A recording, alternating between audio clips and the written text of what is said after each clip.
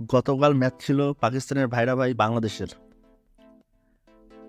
পাকিস্তানের মতো বাংলাদেশও ম্যাচের শুরুটা ভালো করলেও ডুবিয়েছে সেই পাকিস্তানের মতোই। আর এদের খেলার ধরনটা সেই একই ধরনের, পাকিস্তানের মতোই। একটা 114 রানের টার্গেট, মানে বলে বলে রানের থেকেও কম, সেই রানটা পর্যন্ত তুলতে পারিনি। এরা আবার ভারতের বিরুদ্ধে কথা বলে, ভারত এই ভারত ওই। অ্যাটলিস্ট একটা ভালো ম্যাচ খেলেছে। সেকেন্ড ইনিংসে 114 রান করা, যা পিচ ছিল, যা ব্যাটিং লাইন আপ ছিল,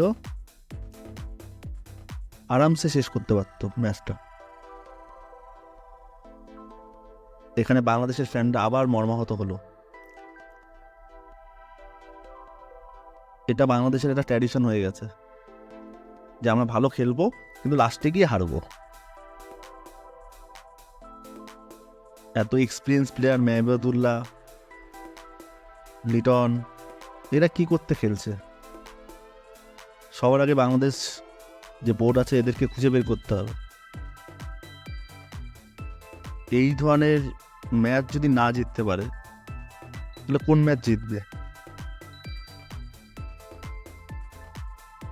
তো বাংলাদেশের প্রত্যেকটা প্লেয়ারকে নিজের দায়িত্ব নিতে হবে এই হারের।